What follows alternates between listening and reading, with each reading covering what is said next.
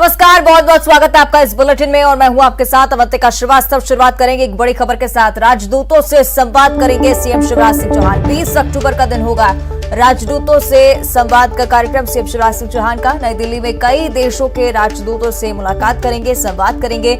US, UK, UAE, Japan, Singapore के राजदूतों से संवाद का कार्यक्रम है। साथ ही इजराइल, साउथ कोरिया समेत कई अन्य देशों के राजदूत इस कार्यक्रम में शामिल रहने वाले हैं। मुख्यमंत्री ग्लोबल इन्वेस्टर समिट में शामिल होने का निमंत्रण देंगे। 11 और 12 जनवरी 2023 को इंदौर में ये समिट आयोजित होगी।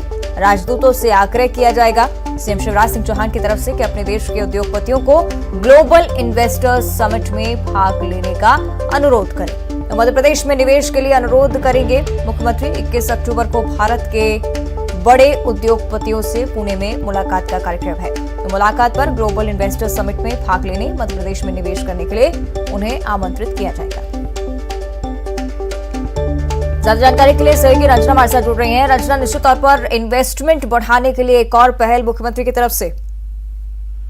जी अवंतिका, बिल्कुल मध्य प्रदेश में इन्वेस्टमेंट हो और खास करके जो निवेश है वो बढ़े, इसको लेकर एक जो पहल है वो मुख्यमंत्री शिवराज सिंह चौहान की तरफ से की जा रही है। क्योंकि मध्य प्रदेश में 11 और 12 जनवरी को 2023 में इन्वेस्टर्स जो ग्लोबल इन्वेस्टर समिट है वो आयोजित होने वाली है इंदौर में। और इसके लिए अलग अलग जो देश हैं उनके राजदूतों से सीएम शिवराज सिंह चौहान संवाद करेंगे और संवाद के बाद उनके जो प्रतिनिधि हैं उनको समिट में शामिल होने के लिए जो आमंत्रण है वो भी देंगे, ताकि जब बड़ी कंपनियां यहाँ पर पहुंचेंगी तो निवेश तो होगा ही, संग संग जो औद्योगिक हब बनाने की बात मध्य प्रदेश को कही जा रही है उस दिशा में भी आगे काम होगा। क्योंकि अगर देखा जाए तो 2 सालों से कोविड के चलते जो समिट है वो आयोजित नहीं हो सकी थी और ऐसे में अब जो औद्योगिक लिहाज से अगर देखा जाए ताकि जो यूथ है, युवा है और जो दूसरी इंडस्ट्रीज हैं यहाँ पर स्थापित होंगी और उसके चलते युवाओं को रोजगार भी मिलेगा। और जो बड़ी कंपनियां अगर मध्य प्रदेश में निवेश करेंगी तो जाहिर सी बात है कि औद्योगिक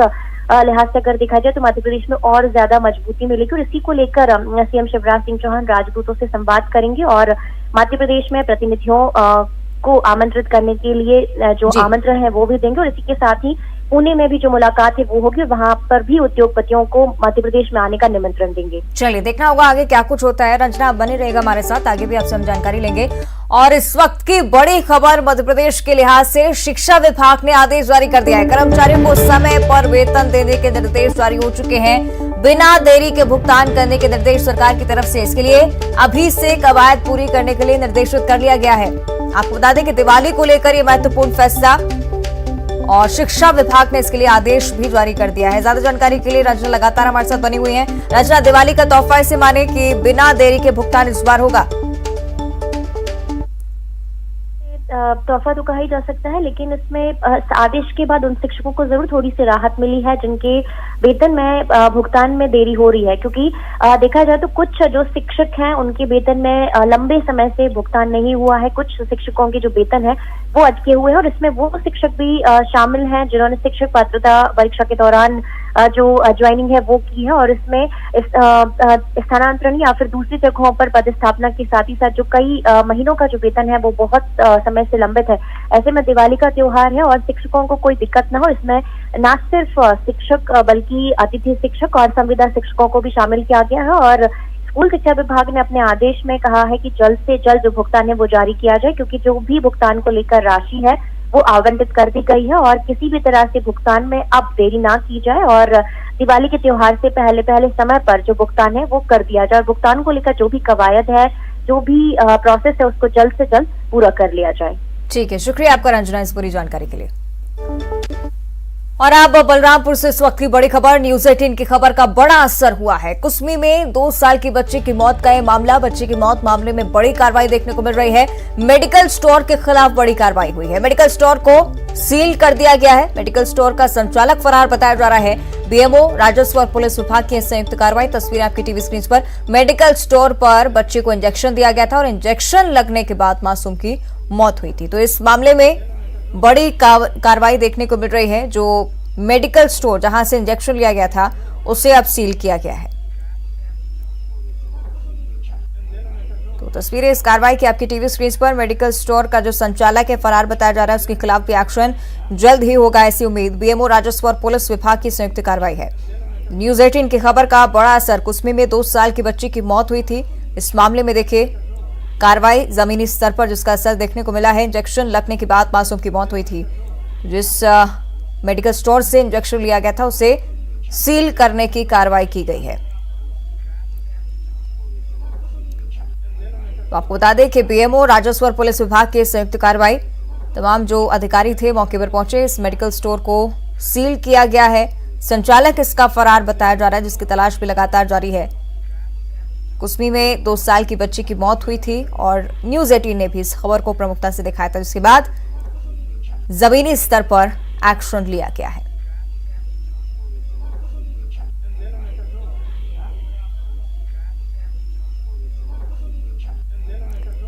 तो बलरामपुर से ये बड़ी खबर सामने आई है। न्यूज 18 की खबर का बड़ा असर यहां पर। कुसमी में 2 साल की बच्ची की मौत का मामला, जिसमें बड़ा एक्शन लिया गया है। ज्यादा जानकारी के लिए सहयोगी सूरज हमारे साथ जुड़ रहे हैं। सूरज, क्या कुछ हुआ मौके पर, किस तरह की कार्रवाई?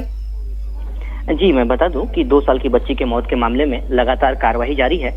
इस पर जब हमने मुख्य चिकित्सा स्वास्थ्य अधिकारी डॉक्टर बसंत सिंह से बात की थी तो उन्होंने कहा था कि टीम गठित कर दी गई है, टीम जांच कर रही है, जांच के उपरांत कार्रवाई की जाएगी।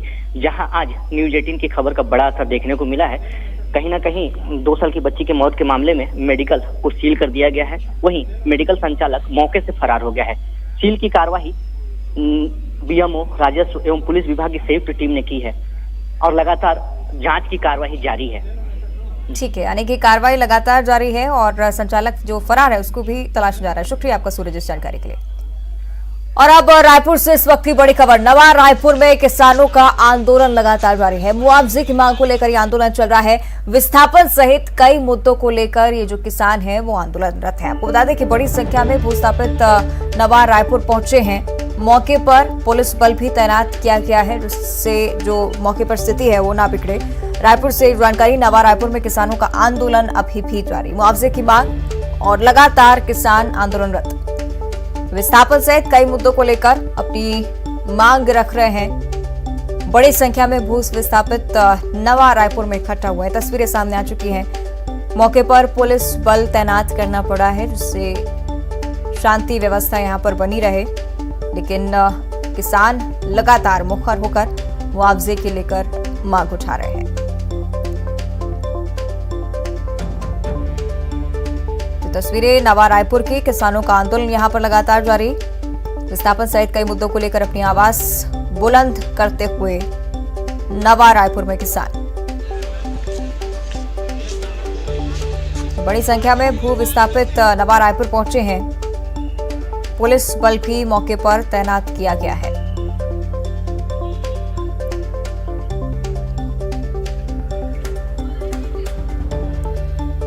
तस्वीरें सामने आई हैं नवा रायपुर से। तमाम जो लोग इन तस्वीरों में आपको दिख रहे हैं वो किसान हैं। मुआवजे की मांग को लेकर यहां पर इकट्ठा हुए हैं। विस्थापन सहित कई मुद्दों को लेकर उन्होंने अपनी मांगों को मुखर किया है। ज्यादा जानकारी हम लेंगे। सहयोगी युगल हमारे साथ जुड़ रहे हैं। युगल, क्या कुछ स्थिति है मौके पर, किस तरह की मांगी किसानों की और क्यों उनका निराकरण अभी तक नहीं? देखिए अवंतिका, पूरे जो नवा रायपुर को जब बसाया गया था तो इससे पहले उनकी भूमि है वो अधिग्रहित की गई थी। कई सूत्रीय मांगों को लेकर के किसान इससे पहले भी आंदोलन कर चुके हैं और बीच में कुछ समझौते भी हुए थे, लेकिन उसका परिपालन नहीं हुआ। यही वजह है कि किसान आज एक बार फिर से आक्रोशित होकर के जो रायपुर डेवलपमेंट अथॉरिटी है उसके कार्यालय को घेराव करने के लिए निकले थे। इस बीच बड़ी संख्या में वहाँ पुलिस बल तैनात किया गया था और लगातार वो मांग कर रहे हैं जो विस्थापन नीति के तहत उन्हें जो जिस तरह से मुआवजा देने का प्रावधान था वो नहीं दिया गया है। किसान लगातार आरोप हैं ये लगा रहे हैं। इसके अलावा विस्थापन व्यवस्थापन जो नीति है उसका पालन नहीं किया गया है। यही वजह है कि समय से पर जो किसान हैं वो उद्वेलित होते हैं और अभी भी प्रदर्शन है वो जारी है, लेकिन उन्हें मान मनोवल किया जा रहा है। इससे पहले भी कई दौर की बातें हैं पूरी जो है हो चुकी है, लेकिन बावजूद इनके उनके जो समस्या है उसका निराकरण नहीं हो रहा है। कुछ मांगों पर राज्य सरकार से सहमति उनकी जरूर बनी है, लेकिन जो आंदोलनकारी हैं वो लगातार आंदोलन कर रहे हैं। और बड़ी बात यही है कि जिस तरह से उन्हें छलने का आरोप है वो किसान लगा रहे हैं। फिलहाल प्रदर्शन जारी है, लेकिन मान मनोवल भी किया जा रहा है। जी ठीक है, शुक्रिया आपका युगल इस जानकारी के लिए। तो एक तरफ किसानों का आंदोलन नवा रायपुर में लगातार जारी है और आगे बढ़ते हैं। कांग्रेस राष्ट्रीय अध्यक्ष पद के चुनाव में मल्लिकार्जुन खड़गे ने बाजी मार ली है।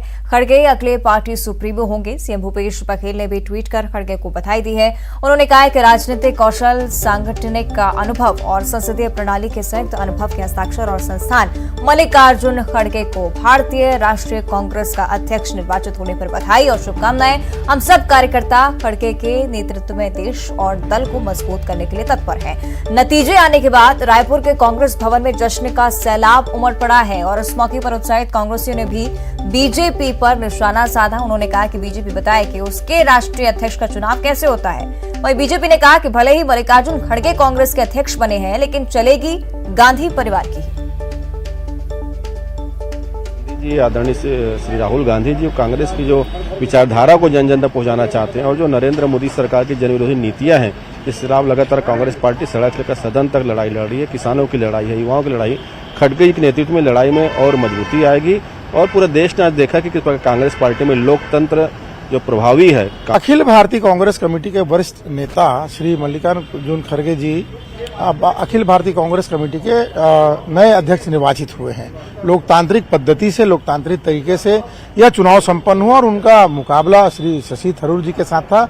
और लोकतंत्र की जो खूबसूरती का उदाहरण कांग्रेस पार्टी ने प्रस्तुत किया है, मैं समझता हूं पूरे विश्व में ऐसा उदाहरण कहीं नहीं मिलेगा। माननीय खड़गे जी को कांग्रेस पार्टी की तरफ से बधाई।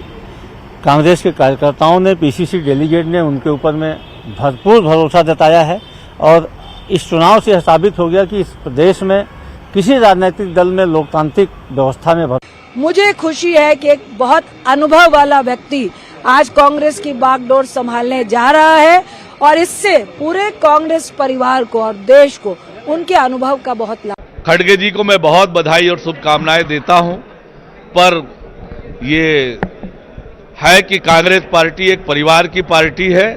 खड़गे जी के अध्यक्ष बनने से भी एक परिवार का ही दिशा निर्देश चलेगा, पार्टी को कोई बड़ा लाभ होने वाला नहीं है।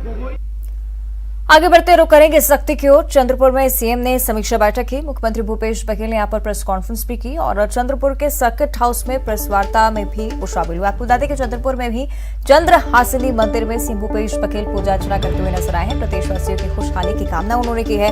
हजरत बाबा सैयद शाह साबिर अली दरगाह में भी उन्होंने चादर चढ़ाई। तीनों तस्वीरें आपकी टीवी स्क्रीन पर।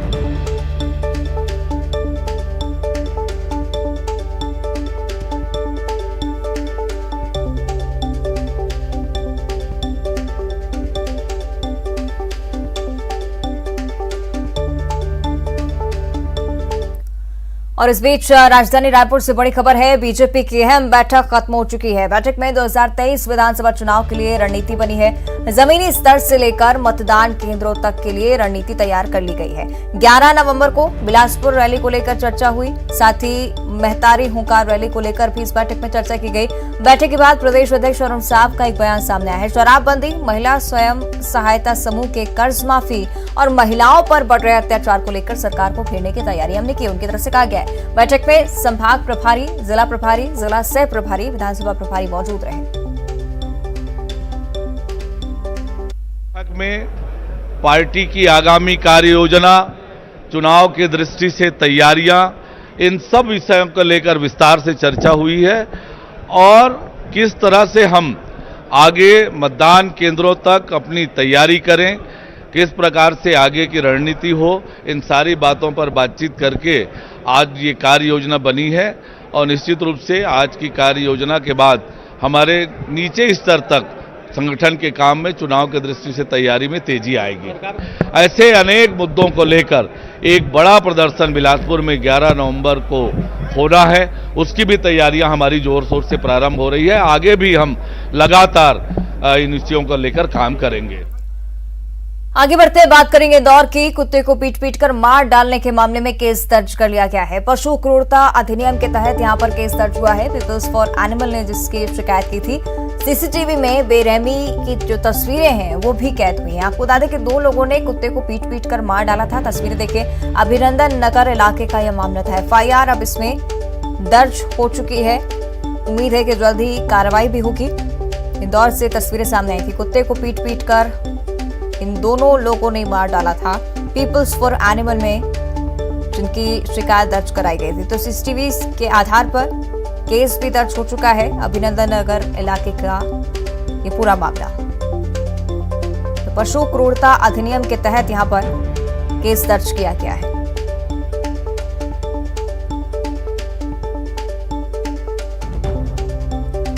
इंदौर से जानकारी, कुत्ते को पीट कर मार डालने के इस मामले में एफआईआर दर्ज हो चुकी है। पशु क्रूरता अधिनियम के तहत केस दर्ज हुआ है।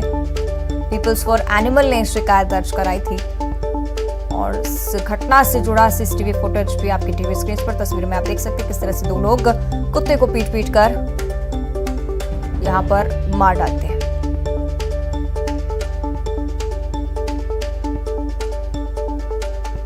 तो अभिनंदन नगर इलाके का ये पूरा मामला बताया जा रहा है और चूंकि अब एफआईआर दर्ज हो चुकी है तो निश्चित तौर पर कड़ी से कड़ी कार्रवाई भी देखने को मिलेगी, ऐसी उम्मीद। पीपल्स फॉर एनिमल ने शिकायत दर्ज कराई थी। पशु क्रूरता अधिनियम के तहत केस दर्ज किया गया है। ज्यादा जानकारी हम लेंगे सहयोगी अरुण हमारे साथ फोन लाइन पर जुड़ रहे हैं। अरुण, क्या कुछ जानकारी फिलहाल इस पूरे मामले पर? देखिए, ये मामला मूक पशु के साथ अत्याचार का है, जिसमें दो लोग जो है अभिनंदन नगर के सामने उसको डंडे से पीट कर एक श्वान को मार रहे हैं। और ये सीसीटीवी फुटेज में दिख रहा है कि कितनी निर्दयता और क्रूरता के साथ इन दोनों ने श्वान को मार डाला। इस घटना का जब सीसीटीवी सामने आया तो पीपल्स फॉर एनिमल की प्रियांशु जैन है, उन्होंने इसकी शिकायत हीरानगर थाने में की और जिस पर ये एफआईआर दर्ज की गई है। पशु क्रूरता अधिनियम के अलावा आईपीसी की धाराओं में ये मामला दर्ज किया गया है और जो पशु श्वान के साथ क्रूरता कर रहा है उसके खिलाफ एफआईआर तो हो ही गई है, उसकी पहचान भी हो गई है। तो पुलिस अब इनको गिरफ्तार करेगी और इनके खिलाफ आगे की कार्रवाई की जाएगी। ठीक है, शुक्रिया आपका अरुण इस जानकारी के लिए।